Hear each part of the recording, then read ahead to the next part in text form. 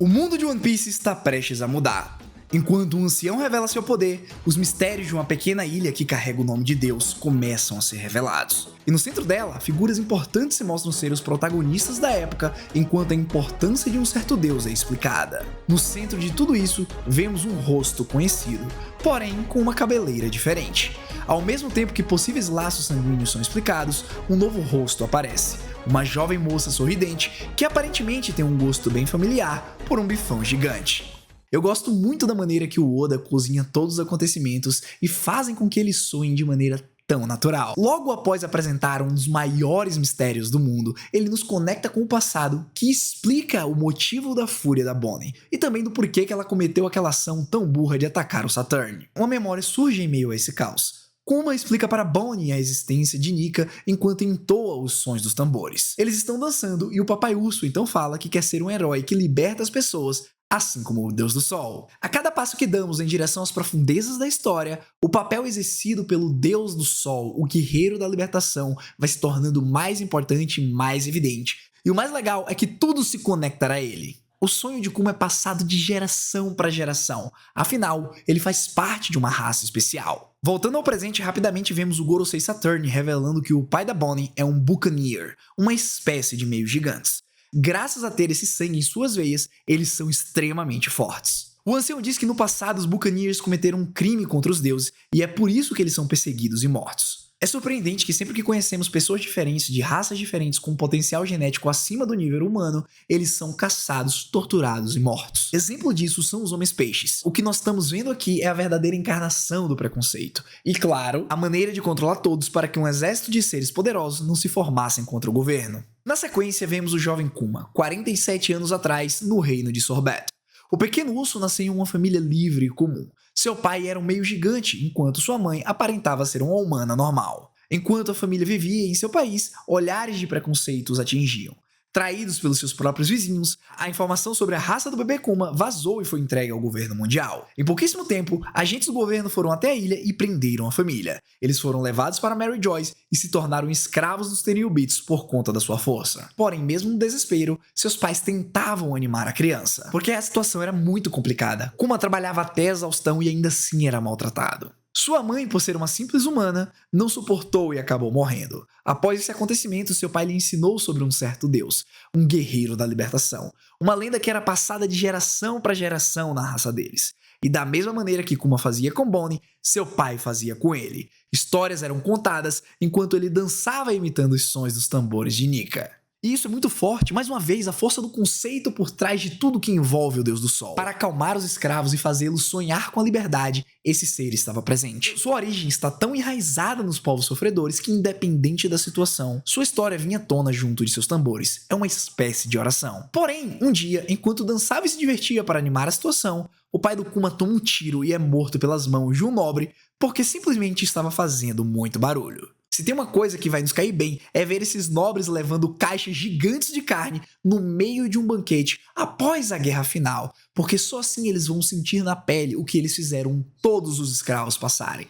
Lá, eles vão ter que trabalhar até a exaustão, enquanto a liberdade no mundo vai cantar. Todos os membros de diversas tribos e raças que foram maltratados estarão reunidos nessa finalização da obra. Lá, apenas os nobres mundiais estarão sofrendo. Afinal, eles precisam pagar por todo o sofrimento e dor que eles causaram. Como agora era órfão, e o vemos 9 anos depois, 38 anos atrás da atualidade. Ele é levado até uma ilha misteriosa. A cada 3 anos, os dragões celestiais descem de Mary Joyce e participam de uma espécie de jogos vorazes. Só que, claro, sem eles correrem risco. Eles escolhem alguma ilha aleatória que ainda não faz parte da jurisdição do governo mundial. Nesse local, os escravos são colocados para correr enquanto eles são caçados e mortos pelos nobres. E não para por aí, para dar aquela completada, todos os habitantes nativos da ilha também são mortos e no final o local é tomado pelo governo. Dá até para imaginar pessoas como São Charles rindo à toa. Vamos caçar escravos. E aí vem alguém e dá um murrão na boca dele, fazendo com que ele vá chorando pro papai. A ilha escolhida esse ano é a famosa God Valley, lugar no qual, alguns anos depois, foi palco do grande confronto entre o Roger, Garp vs Rocks. A caçada ainda não tinha começado no ano em questão, mas um dragão celestial se destaca entre os demais. O santo que todos achavam que seria o campeão do ano, Fingerland Garling. O jovem Tenryubito é bonitão. Várias minazinhas o arrodeiam parecendo umas adolescentes apaixonadas, e seu rosto Bem, é quase um Shanks bem vestido, com 2 braços e um cabelo levemente acentuado em formato de meia-lua. Eu diria até que é o irmão rico do Ruivo. Ao lado deste jovem esbelto, vemos o ancião Saturn, que possui a mesma aparência. Não mudou nada. Saturn, o que é que você faz quando ninguém está olhando? Você por um acaso se rendeu ao suco da Ope Ope no Mi? Ou será que você apenas é um ser que transcende a compreensão humana? I don't know, you tell me. E falando nele, vocês lembram que teve gente que teve a ousadia de dizer que ele perdeu pra Bonnie só porque tomou uma facadinha? Só rindo mesmo. Vários vice-almirantes correm em direção ao Gorosei desesperados depois da facadinha, mas o ancião manda geral ficar quieto e com uma aura imponente anuncia: "O seu bando de jumento, quem vocês acham que são? Se eu quisesse esquivar desse ataquezinho, eu teria. Isso aqui não deu nem pro cheiro." Ao dizer isso, ele puxa a espada e o sangue simplesmente desaparece. O cara é um mago, aparece em qualquer lugar e ainda consegue fazer truques de ilusionismo. Foi tão pesado o truque que a Bonnie achou mesmo que poderia feri-lo. Quando Saturn segura Bonnie com suas enormes mãos, o rei do gado Sanji vai diretamente pra cima para entrar em modo de combate. Mas como uma mosca, ele cai. Da mesma maneira que o marinheiro teve sua cabeça explodida, Sanji e Bonnie recebem um ataque tão forte que mesmo que não tenham explodido, eles ficam bem machucados. Olha pelo lado bom, diferente da Bonnie, o Sanji não desmaiou com um hit. Na continuação, vemos Kizaru estirado no chão. Ele se desculpa com seu chefe por não ter conseguido fazer nada demais. Eu não disse pra vocês que ele estava sendo incrivelmente lerdo? Agora o motivo, ninguém sabe. Pode ser uma junção de fatores, ele não querer realizar essa missão porque ele era amigo do Vegapunk, e também o Luffy realmente atrapalhou ele. E aqui temos a prova de que o soco do Luffy foi super efetivo. O almirante não parece que vai se levantar nem tão cedo.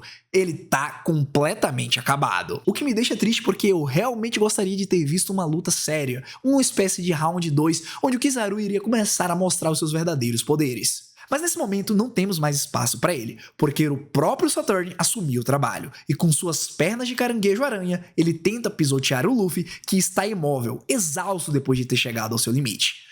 Porém, no momento certo, Frank assume o papel de herói e, usando suas habilidades de ciborgue, ele estica seu braço e puxa o Luffy, salvando assim seu capitão. A real é que tá todo mundo lascado, Bonnie desmaiou, Luffy não fala nada, Sanji tá acordado mas tomou só uma e não consegue se mexer. E aí, pra completar, o Vegapunk ainda mete uma dessas. Bom, se não é alguma coisa relacionada à ciência, então deve ser uma Akuma no Mi. Jura?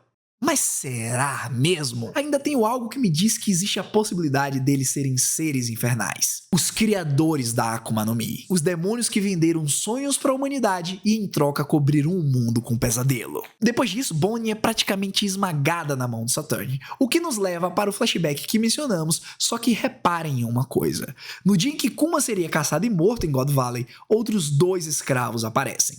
O jovem urso estava sendo arrastado quando essas figuras surgem, e temos a continuação daquele flashback que apareceu lá no 1074. A primeira criança é Emporio Ivankov, a futura rainha do Zokamar. Sua aparência lembra muito com a atual. Do lado dela temos uma nova personagem, sorridente e comendo um bifão. Lá está Ginny. Opa, agora nós temos aqui características semelhantes a alguém que nós já conhecemos. Estará Oda agora tirando do forno aquela possibilidade que muitos teorizaram por anos? Seria essa a mãe de Luffy? E será que essa Ginny por acaso seria o Sir Crocodile? Bem, por mais que isso tenha sido muito teorizado, é bem possível que apenas uma dessas opções seja verdade. E eu chuto fortemente que é a mãe de Luffy. Afinal, como a gente pode ver aí, os 3 são amigos desde o início. E também vimos que o exército revolucionário começou com Dragon, Ivan e Kuma. E se na verdade, anos depois, esse trio conheceu Monkey D. Dragon, que se juntou a eles, se apaixonou pela Ginny, e graças a esse relacionamento, ele abandonou os caminhos da marinha, abandonou o governo mundial e traiu seu próprio pai, o que culminou na formação do exército revolucionário. Isso aí tá me cheirando a mistérios. E o mais legal é que na cena final, ao se apresentarem para Kuma, Ivankov fala que escolheu viver e que quer saber o que ele quer fazer. Então juntos, esses 3 devem ter dado um jeito de escapar e se tornaram muito amigos. E quem sabe, alguns anos depois, graças a toda essa política de escravidão, Zbeck resolveu bazucar todos nessa ilha. Agora comentem embaixo o que vocês acham, primeiro sobre essa Ginny aí, e depois sobre como os Chapéus de Palha vão se livrar do Saturn agora que tá quase todo mundo ocupado ou simplesmente fora de combate. Eu ainda acredito muito naquela possibilidade entre a união do robô gigante e do Kuma, mas vocês sabem, né? Será mesmo? E se vocês puderem, virem membros que me ajuda bastante. E agora, aproveita e puxa aí o seu prato e bora almoçar junto comigo. Afinal, esse belíssimo prato que o Oda preparou pra gente no capítulo 1095 está maravilhoso.